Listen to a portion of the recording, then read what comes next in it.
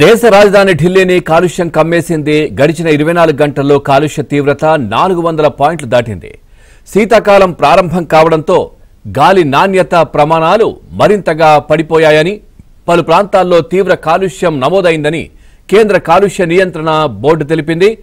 ఇక ఢిల్లీలోని పలు ప్రాంతాల్లో గాలి నాణ్యత 400 దాటగా గ్రేటర్ నోయిడాలో గాలి నాణ్యత 354, ఘజియాబాద్లో 339గా ఉన్నట్లు కాలుష్య నియంత్రణ బోర్డు వెల్లడించింది.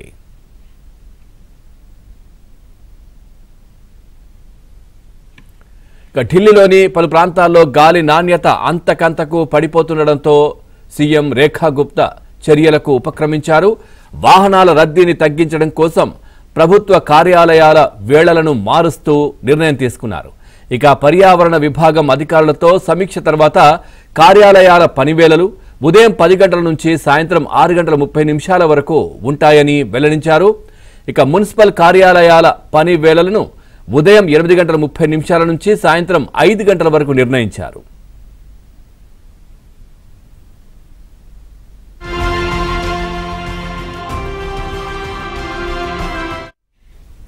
చూస్తున్నాం, దేశ రాజధాని ఢిల్లీని కాలుష్యం కమ్మేసింది. గడిచిన 24 గంటల్లో కాలుష్య తీవ్రత 400 పాయింట్లు దాటింది. ఓవరాల్ గా ఎంసర్కి సంబంధించి మరింత సమాచారాన్ని మా ఢిల్లీ కరెస్పాండెంట్ సతీష్ అందిస్తారు. సతీష్, పూర్తి డీటెయిల్స్ ఏంటి?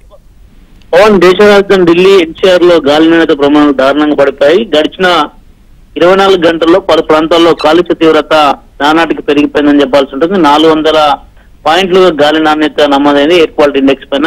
శీతాకాలం ఆరంభం అవడంతోనే గాలి నాణ్యత ప్రమాణాలు మరింత పడిపోయాయని, పలు ప్రాంతాల్లో తీవ్ర కాలుష్యం నమోదైంది కూడా కేంద్ర కాలుష్య నియంత్రణ బోర్డు సమావేశం కూడా ఈ అంశాన్ని పేర్కొంది. ఢిల్లీలోని ప్రధాన ప్రాంతాల్లో దాదాపు 400 దాటగా గ్రేటర్ నోయిడా లాంటి ప్రాంతాల్లో 354 పాయింట్లు, ఘజియాబాద్ లో 339 పాయింట్లుగా, ఇక ఆర్కేపురంలో ఢిల్లీ పొల్యూషన్ కంట్రోల్ బోర్డు ప్రకారం 422 పాయింట్లుగా ఎయిర్ క్వాలిటీ ఇండెక్స్ నమోదైందంటే ఢిల్లీలో గాలి నాణ్యత ఏ స్థాయిలో క్షీణించిందో కూడా అర్థం చేసుకోవచ్చు.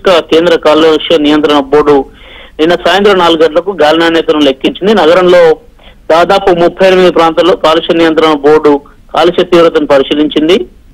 ఏక్యూని పరిశీలించగా వజీపూర్ లో 420, బెరారీలో 418, వివేక్ విహార్ లో 406, నెహ్రూ నగర్ లో 404 ఇలా అనేక ప్రాంతాల్లో దాదాపు 400కు పైగా కూడా ఎయిర్ క్వాలిటీ ఇండెక్స్ నమోదైంది. గాలిలో నాణ్యత మరింత క్షీణించిపోయింది.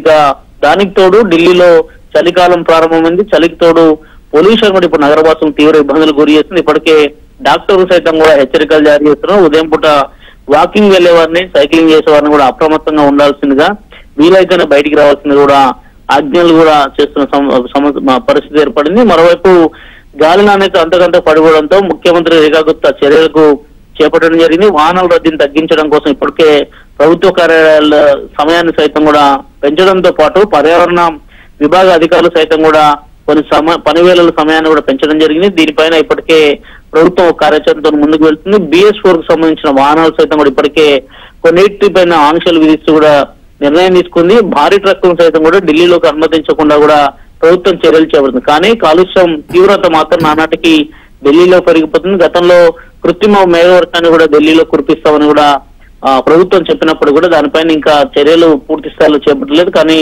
ఢిల్లీలో పెరుగుతున్న కాలుష్యం పట్ల మాత్రం ప్రజలు తీవ్ర ఆందోళన వ్యక్తం చేస్తున్నారు. Pavan, thank you Satish, thanks for the updates.